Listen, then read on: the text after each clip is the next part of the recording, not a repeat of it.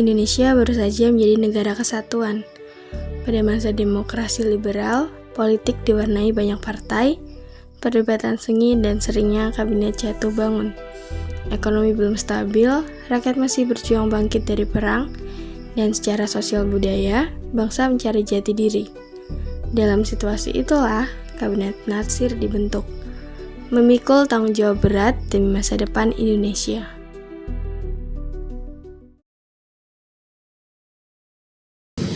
Saudara-saudara, bangsa ini masih rapuh, ekonomi kita kacau, hubungan kita dengan daerah pusat jadi renggang.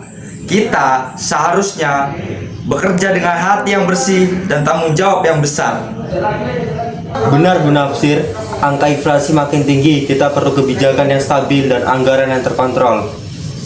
Selain itu, ada beberapa daerah yang belum merasa terwakilkan.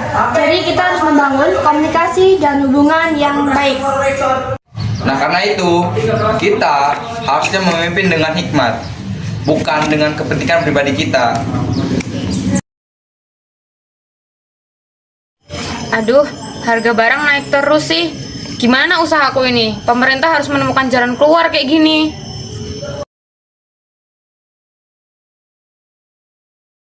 Aku membaca dan mendengar bahwa Kabinet Natsir sedang menata ekonominya.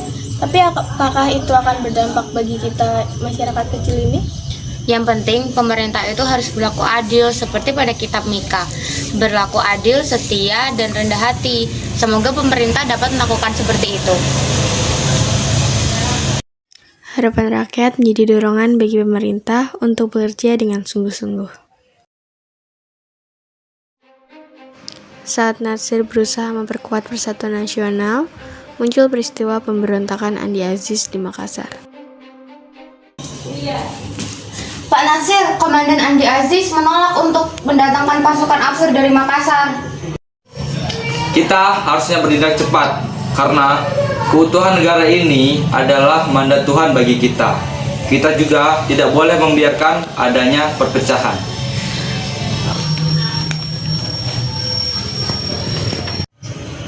Saudara Nafsir, langkah apa yang akan saudara ambil?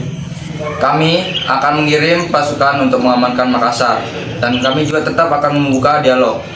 Nah, di sana kami juga akan menginginkan keadilan, bukan hanya kemenangan. Baik, laksanakan.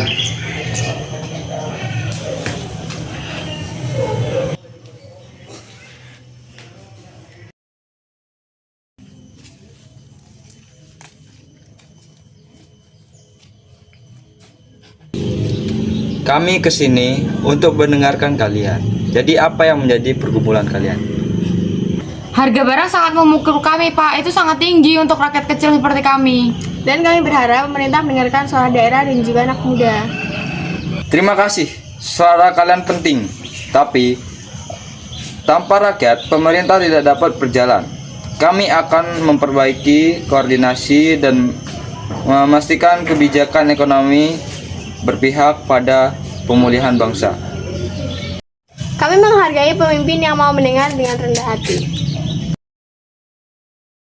Kabinet Natsir terlalu condong pada partai tertentu. Kita harus ajukan mosi tidak percaya.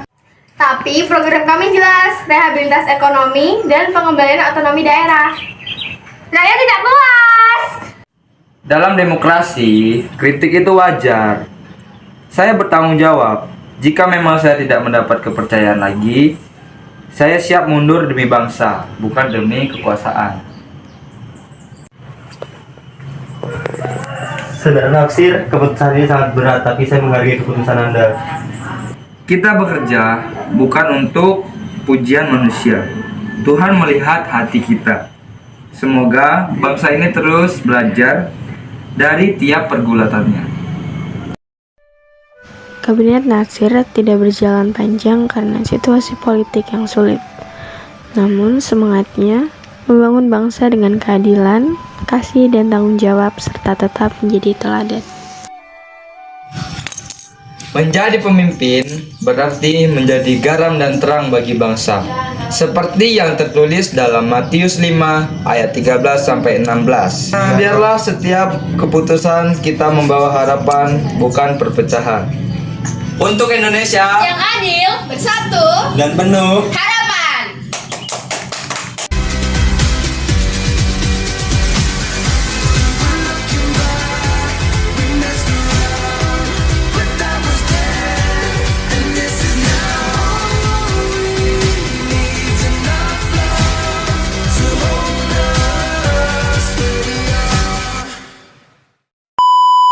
Behind the scene.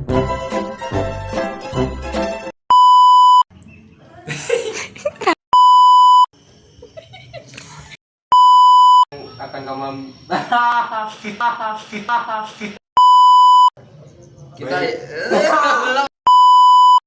Jalan. Tuhan melihat hati kita. Emang ini ngajakin tuh kami ajukan apa sih? Tapi program kami jelas, rehabilitasi accountant. Dalam demokrasi, kritik itu wajar. Saya bertanggung jawab. Jika memang saya tidak mendapat kepercayaan lagi,